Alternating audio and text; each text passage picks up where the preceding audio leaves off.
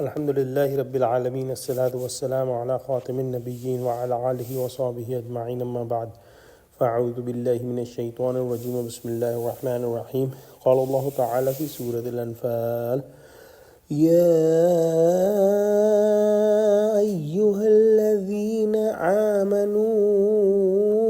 إن تتقوا الله يجعل لكم فرقانا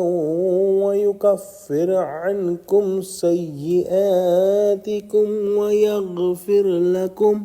واللہ ذو الفضل العظیم۔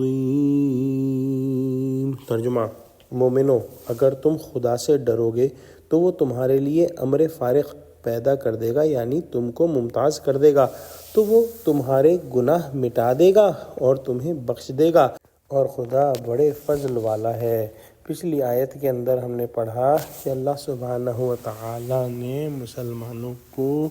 باور کرایا کہ جان رکھو کہ تمہارا مال اور اولاد بڑی آزمائش ہے اور خدا کے پاس نیکیوں کا بڑا ثواب ہے۔ آج کی آیت میں جو ہے وہ بیان ہوا کہ اگر مسلمان خدا سے ڈر کر راہ تقوی اختیار کریں گے تو اللہ سبحانہ و تعالی بھی مسلمانوں کو اور مسلمانوں کے مخالفوں کو فیصلہ کن جو ہے وہ نتیجہ دے گا۔ دنیا میں بھی مسلمانوں کو عزت ملے گی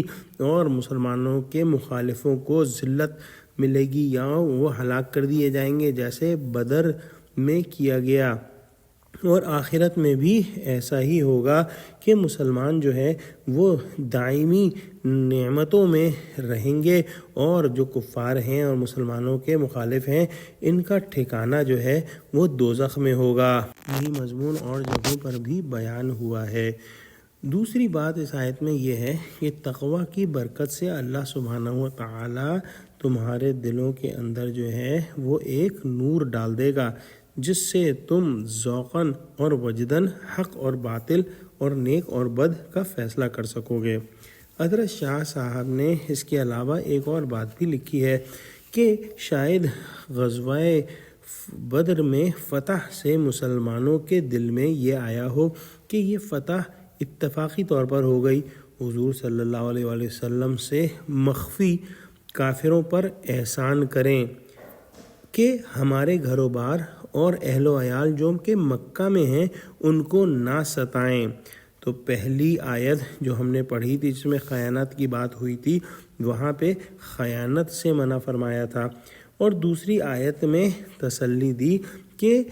آگے فیصلہ ہو جائے گا، تمہارے گھر بار کافروں میں جو ہے وہ گرفتار نہیں رہیں گے اور مسلمانوں کو ہی جو ہے وہ فتح حاصل ہوگی۔